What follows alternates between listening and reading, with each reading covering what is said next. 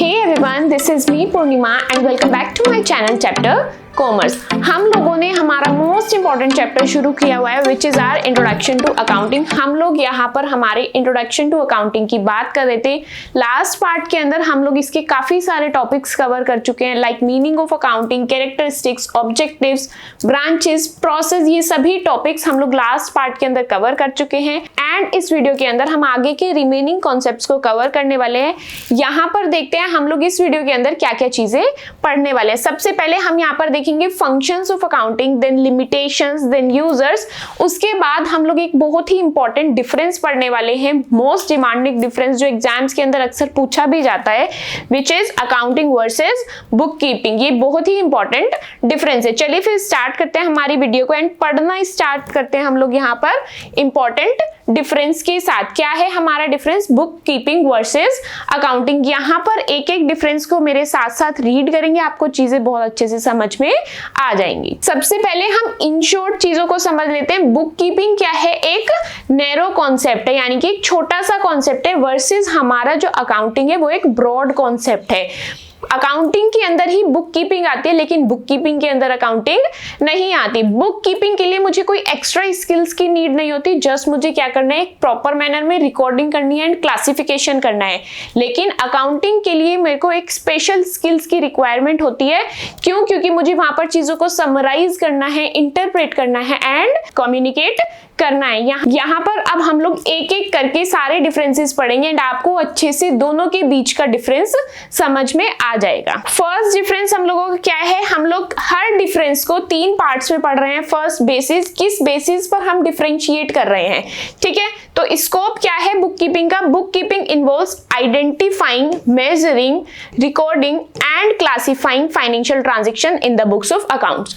Book keeping के अंदर हम सिर्फ चीजों को आइडेंटिफाई करेंगे, मेजर करेंगे, रिकॉर्ड करेंगे एंड क्लासिफाई करेंगे, ठीक है। बुक कीपिंग के अंदर सिर्फ ये 4 स्टेप इन्वॉल्व हैं।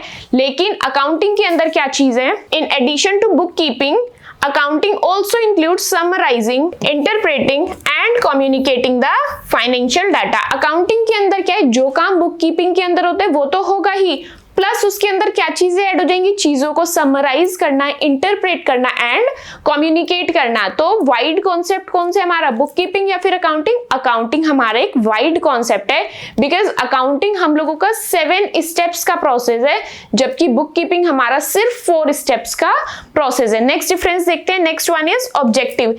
क्या पर्पस है बुक कीपिंग का एंड अकाउंटिंग का? यहाँ पर बात करते हैं सबसे पहले बुक कीपिंग की। The main aim is to maintain systematic record.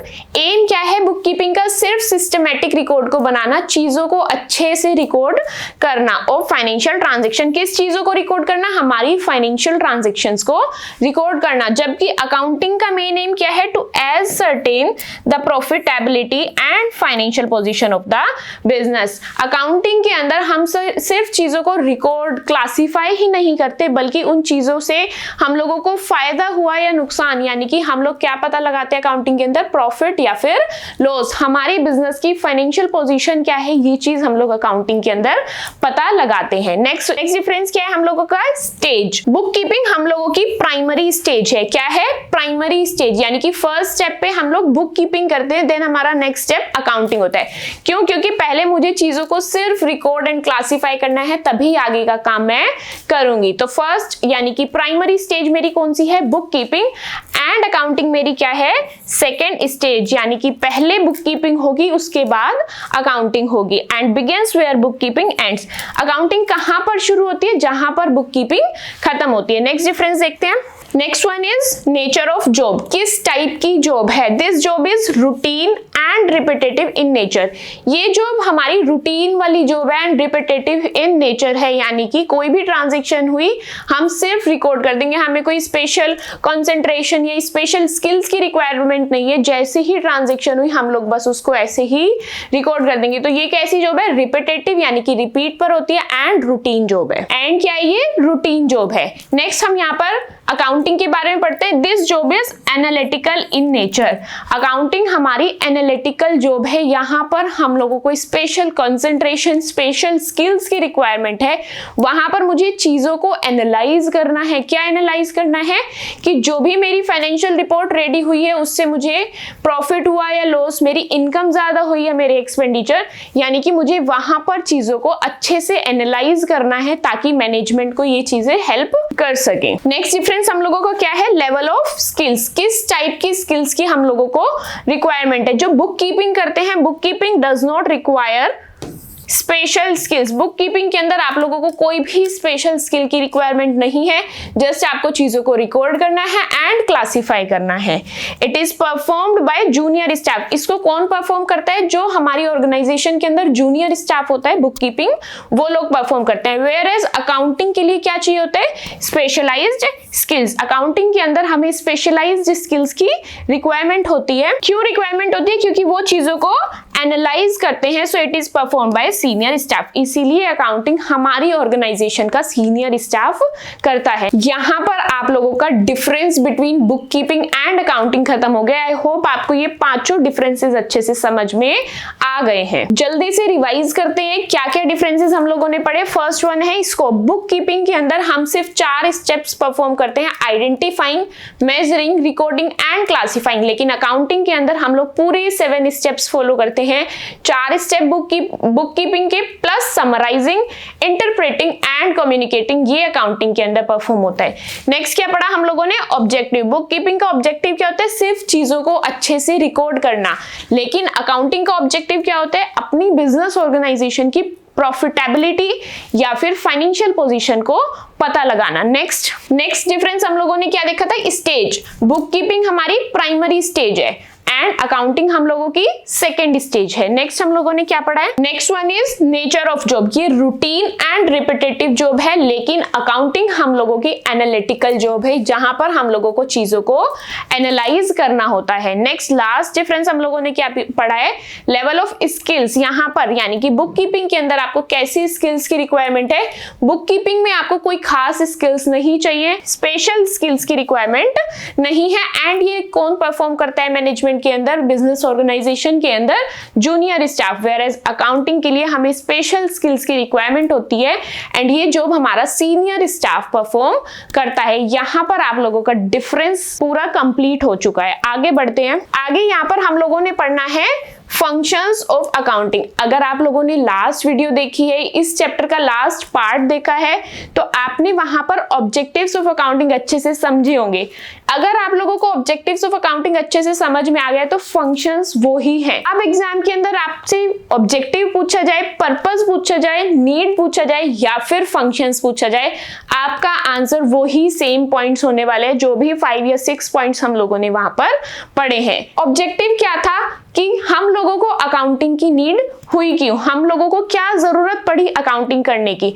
जो जरूरत हुई होगी, अकाउंटिंग ने काम भी वही किया होगा, इसलिए जो जरूरत थी उसने फंक्शंस भी वही परफॉर्म किए होंगे। यहां पर हम इन शॉर्ट जल्दी से फंक्शंस को रीड कर लेते हैं एंड चीजों को समझ लेते हैं। मेरे साथ साथ रीड करेंगे। फर्स्ट फंक्शन हम लोगों को क्या है, recording financial transactions. First function है मेरा चीजों को रिकॉर्ड करना। कौन सी चीजें, फाइनेंशियल ट्रांजेक्शंस को, यानी कि वो ट्रांजेक्शंस जो मनी की टर्म्स में हम लोग मेजर कर सकते हैं। सेकंड फंक्शन क्या है, क्लासिफाई ट्रांजैक्शंस। सेकंड फंक्शन क्या है, चीजों को क्लासिफाई करना। क्लासिफाई मतलब ग्रुप करना या फिर कैटेगराइज करना। कहां पर क्लासिफाई करते हैं हम चीजों को, लेजर के अंदर। कहां पर क्लासिफाई करते हैं, लेजर के अंदर। नेक्स्ट क्या है function, summarising financial data.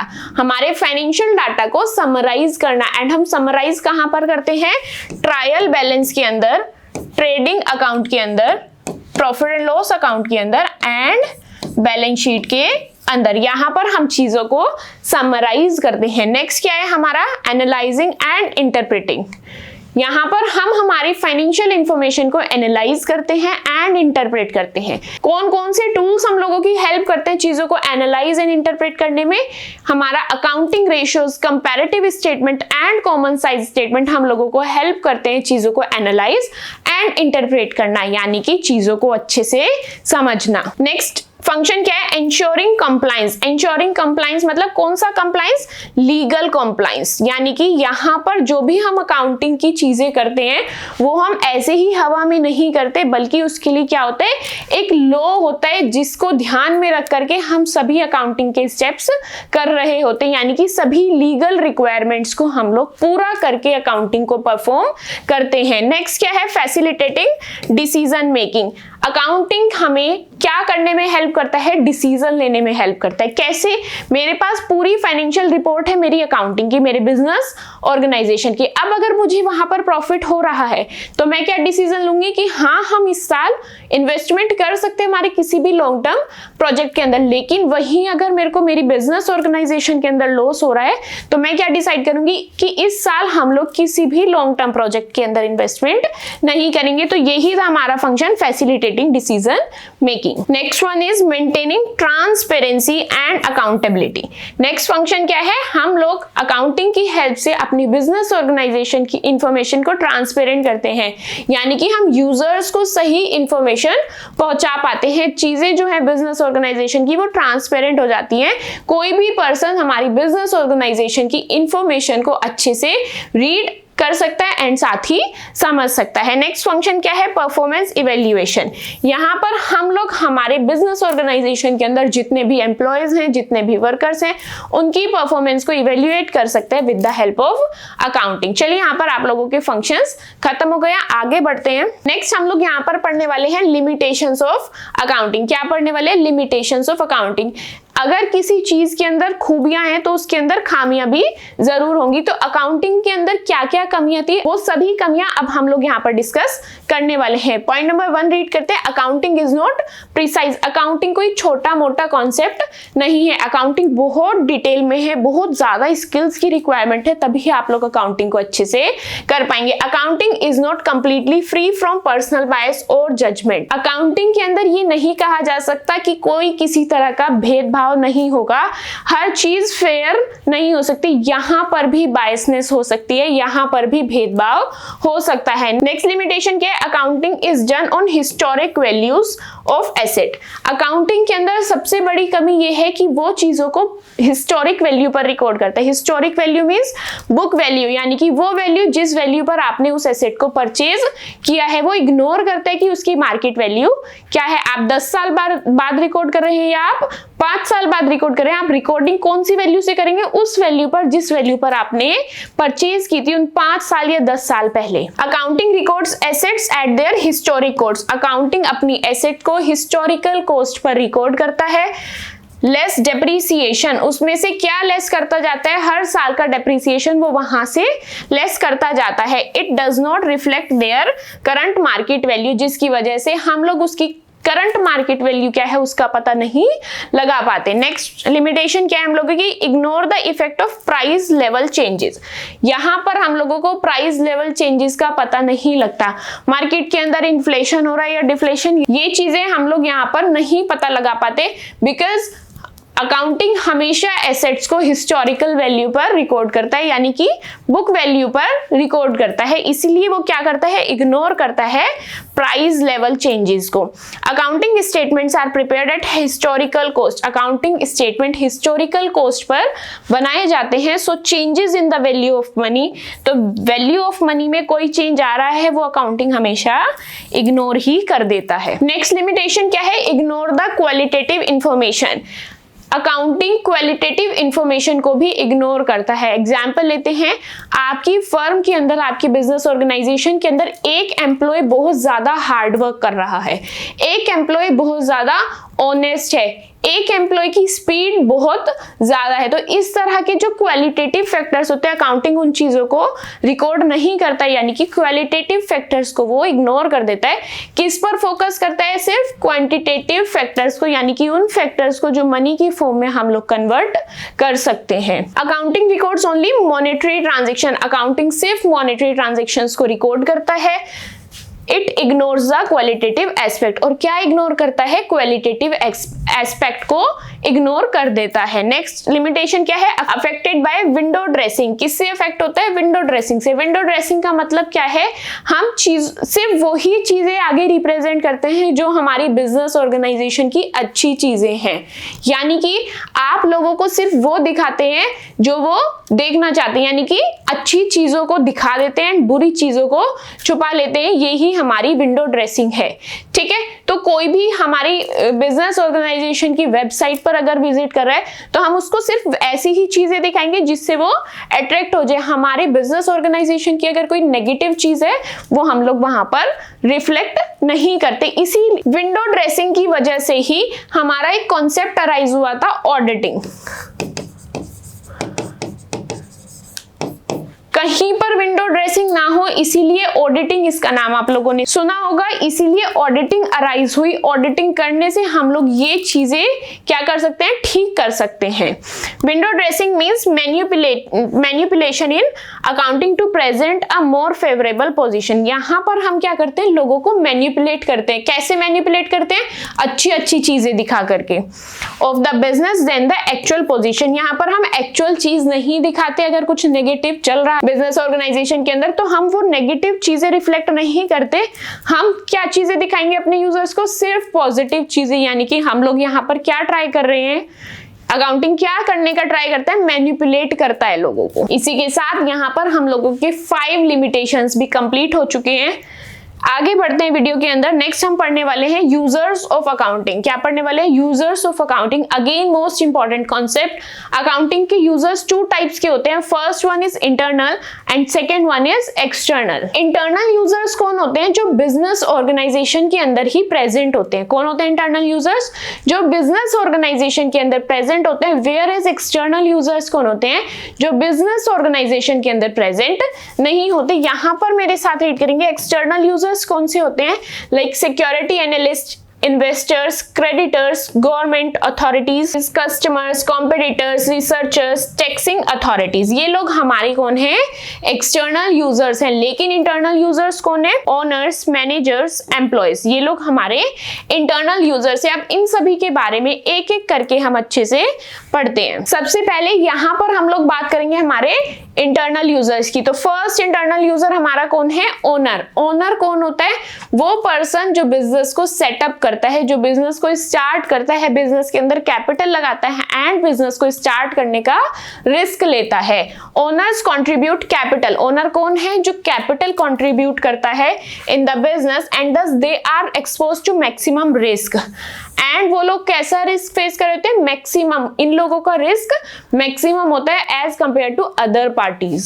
So they are always interested in safety of their capital. तो जो हमारे ओनर्स हैं, ओनर्स ऑफ बिजनेस ऑर्गेनाइजेशन है, वो हमेशा चाहेंगे ये देखना कि उनकी बिजनेस ऑर्गेनाइजेशन मार्केट में कहाँ स्टैंड कर रही है, प्रॉफिटेबल है या लॉस हो रहा है। तो ओनर्स क्या है, मोस्ट इंटरेस्टेड पर्सन होंगे, मोस्ट इंटरेस्टेड यूजर होंगे हमारी फाइनेंशियल इंफॉर्मेशन की। नेक्स्ट देखते हैं, नेक्स्ट कौन है, मैनेजमेंट। मैनेजमेंट कौन होती है, 3 लेवल्स ऑफ मैनेजमेंट होते हैं, top, middle and lower. Management क्या करती है, मैनेजमेंट भी मोस्ट इंटरेस्टेड यूजर्स होते हैं, बिकॉज वो लोग क्या करते हैं, हमारी फाइनेंशियल रिपोर्ट के बेसिस पर ही डिसीजंस ले पाते हैं, कितना फंड फ्लो करना है ये देख पाते हैं, क्या बोनस देना है ये देख पाते हैं। तो क्या है, मैनेजमेंट भी मोस्ट इंटरेस्टेड पार्टी होती है, मोस्ट इंटरेस्टेड यूजर होते हैं हमारी फाइनेंशियल अकाउंटिंग के। Accounting information is used by management for taking various decision. क्यों वो लोग इंटरेस्टेड होते हैं, बिकॉज उनको उस फाइनेंशियल रिपोर्ट के बेसिस पर काफी सारे डिसीजंस लेने हैं। Next one is employees. Third कौन है इंटरनल यूजर, एम्प्लॉयज। एम्प्लॉयज कौन होते हैं, जो हमारी बिजनेस ऑर्गेनाइजेशन के फंक्शंस को ऑपरेट कर रहे हैं, फंक्शंस को परफॉर्म करने में पार्टिसिपेट कर रहे हैं, वो होते हैं हम लोगों के employees. Employees are interested in the financial statement to assess the ability of the business to pay higher wages and bonuses. कोई भी एम्प्लॉय हमारी बिजनेस ऑर्गेनाइजेशन के अंदर कोई भी टास्क परफॉर्म कर रहा है या हमारी बिजनेस ऑर्गेनाइजेशन को वो ज्वाइन करता है, तो उसका मोटिव क्या होता है, उसका एम क्या होता है कि उसको ज्यादा से ज्यादा सैलरी मिल सके, उसको टाइम टू टाइम बोनसेस या फिर अदर बेनिफिट्स मिल सके। तो वो भी क्या होता है, एक इंटरेस्टेड यूजर होता है कि बिजनेस ऑर्गेनाइजेशन की इंफॉर्मेशन को वो जान करके वो ये डिसाइड कर पाता है कि उसको वो बिजनेस ऑर्गेनाइजेशन ज्वाइन करनी चाहिए या नहीं। अगर बिजनेस ऑर्गेनाइजेशन के अंदर प्रॉफिट हो रहा है तो वो क्या सोचेगा कि ये बिजनेस ऑर्गेनाइजेशन बहुत ही ज्यादा प्रॉफिटेबल है, यहाँ पर मुझे एक अच्छी सैलरी, बोनस या फिर अदर बेनिफिट्स मिल पाएंगे। इसीलिए एम्प्लॉयज इंटरनल यूजर्स के अंदर आते हैं हमारी फाइनेंशियल इंफॉर्मेशन के लिए। नेक्स्ट पढ़ते हैं। यहां पर हम लोग स्टार्ट करने वाले हैं हमारा एक्सटर्नल यूजर्स, यानी कि वो यूजर्स जो हमारी बिजनेस ऑर्गेनाइजेशन के बाहर मिलते हैं। फर्स्ट वन कौन है, banks and financial institution. Bank and financial institution क्यों जानना चाहेंगे हमारे बिजनेस ऑर्गेनाइजेशन की इंफॉर्मेशन को, बिकॉज बैंक्स क्या देती है, बिजनेस ऑर्गेनाइजेशन को लोन्स देती है। तो लोन किस बेसिस पे देंगे कि अगर बिजनेस ऑर्गेनाइजेशन प्रॉफिटेबल है, वो अच्छा खासा प्रॉफिट अर्न करती है, तभी वो कैपेबल होगी उसकी लोन की रीपेमेंट करने में। तो लोन देने से पहले बैंक्स एंड फाइनेंशियल इंस्टीट्यूशंस क्या करते हैं, बिजनेस ऑर्गेनाइजेशन की फाइनेंशियल इंफॉर्मेशन को, फाइनेंशियल रिपोर्ट को चेक करते हैं। रीड करेंगे यहाँ पर, banks and financial institutions provide loans. Banks क्या करते हैं, लोन्स प्रोवाइड करते हैं, किसको, बिजनेस को। So they are interested in financial information, इसीलिए वो लोग बिजनेस ऑर्गेनाइजेशन की फाइनेंशियल इंफॉर्मेशन में इंटरेस्टेड होते हैं। क्यों इंटरेस्टेड होते हैं, क्योंकि वो चेक करना चाहते हैं safety and recovery of the loan. क्यों इंटरेस्टेड होते हैं, क्योंकि वो देखना चाहते हैं कि उनको लोन देना सेफ है या नहीं, वो वहां से लोन रिकवर कर पाएंगे या नहीं। नेक्स्ट हम लोगों का एक्सटर्नल यूजर कौन है, इन्वेस्टर। इन्वेस्टर कौन होते हैं, जो हमारी बिजनेस ऑर्गेनाइजेशन के अंदर अपना पैसा इन्वेस्ट करते हैं। Investors are interested to know the earning capacity. Investor हमेशा चाहेगा कि वो बिजनेस ऑर्गेनाइजेशन की अर्निंग कैपेसिटी को जान सके। क्यों, क्योंकि इन्वेस्टमेंट के ऊपर उसको डिविडेंड मिलेगा या नहीं मिलेगा, ये उसके प्रॉफिटेबिलिटी के ऊपर डिपेंड करता है of business and safety of the investment. And उसको जो भी वो इन्वेस्ट कर रहा है उसको रिटर्न ऑन इन्वेस्टमेंट अच्छा खासा मिलेगा या नहीं, इसीलिए वो बिजनेस ऑर्गेनाइजेशन की फाइनेंशियल इंफॉर्मेशन के लिए इंटरेस्टेड होता है। Next one is creditors. Creditors कौन होते हैं, जो बिजनेस ऑर्गेनाइजेशन को उधार में सामान देते हैं। कोई हमको उधार तब देगा जब हमारे पॉकेट में पैसा होगा, हम उसका उधार चुका पाएंगे। तो creditors provide the goods on credit. Creditor कौन होते हैं, जो क्रेडिट पर गुड्स को देते हैं। They need accounting information to ascertain the financial soundness. वो क्यों देते हैं, उनको अकाउंटिंग इंफॉर्मेशन क्यों चाहिए, क्योंकि वो फाइनेंशियल साउंडनेस को चेक करते हैं फर्म की कि कल को ये लोग मेरा उधार चुका पाएंगे या फिर नहीं। नेक्स्ट पढ़ते हैं। Next one is government. The government needs accounting information to assess the tax liability of the business. Government हमारी बिजनेस ऑर्गेनाइजेशन की फाइनेंशियल इंफॉर्मेशन में क्यों इंटरेस्टेड है, क्योंकि गवर्नमेंट ये जानना चाहती है कि ये बिजनेस ऑर्गेनाइजेशन कैपेबल है टैक्स पे करने के या फिर नहीं। इसीलिए government as an external user हमारे बिजनेस की फाइनेंशियल इंफॉर्मेशन में इंटरेस्टेड होती है। Next one is researchers. Researchers use accounting information in their research work. Researchers क्या करते हैं, हमारी बिजनेस ऑर्गेनाइजेशन की फाइनेंशियल इंफॉर्मेशन की हेल्प से काफी सारी रिसर्चेस करते हैं कि कौन सा प्रोजेक्ट वो लोग लॉन्च करें, कौन सा प्रोजेक्ट लॉन्च ना करें। तो ये वाला काम किसका होता है, रिसर्चर्स का। Next one is consumers. Consumer कौन होता है, जो हमारे बिजनेस ऑर्गेनाइजेशन की प्रोडक्ट्स या फिर सर्विसेज ले रहा होता है। They require accounting information for establishing good accounting control which will reduce the cost of production. यहाँ पर कंज्यूमर को क्यों एक्सटर्नल यूजर माना गया हमारी फाइनेंशियल इंफॉर्मेशन का, हमारी बिजनेस की फाइनेंशियल इंफॉर्मेशन का, बिकॉज कोई भी कस्टमर अगर हमसे सामान ले रहे हैं तो उसका मोटिव क्या होगा कि उसको सामान कम से कम कॉस्ट पर मिले। एंड कोई भी बिजनेस ऑर्गेनाइजेशन कम से कम कॉस्ट पर सामान बना रही है, वो कैसे पता लगा पाएगा, उसकी फाइनेंशियल पोजीशन के हिसाब से, उसकी फाइनेंशियल रिपोर्ट के हिसाब से। यहाँ पर आपके internal as well as external users खत्म हो गए। जल्दी से क्विक रिवीजन करते हैं, यहाँ पर चेक करते हैं हमारे इंटरनल यूजर्स कौन से हैं एंड एक्सटर्नल यूजर्स कौन है। जल्दी से क्विक रिवीजन करेंगे मेरे साथ साथ। इंटरनल यूजर्स कौन कौन है, owners, management and employees. Next external users कौन है हम लोगों के, banks and financial institutions, investors, creditors, government, researchers and consumers. ये सभी आपके internal as well as external users हैं। मोस्ट इंपॉर्टेंट क्वेश्चन है, एग्जाम्स के अंदर पूछा भी जाता है। इसी के साथ यहाँ पर हम लोगों का chapter number 1 introduction to accounting खत्म हो गया है। सभी बेसिक कॉन्सेप्ट्स हम लोग इसके अंदर पढ़ चुके हैं एंड आई होप इसके अंदर जितनी भी चीजें हम लोगों ने पढ़ी हैं आपने सभी चीजें रियल लाइफ के साथ रिलेट करी हैं एंड सभी चीजें आपको इजी, सिंपल एंड अच्छे से समझ में आ गई हैं। अगर स्टिल आपको कोई डाउट है, आपको कोई चीज समझ नहीं आई है तो प्लीज आप लोग कमेंट सेक्शन के अंदर जरूर बताइएगा ताकि आप लोगों के डाउट्स सोल्व हो सके। चलिए मिलते हैं फिर आपसे नेक्स्ट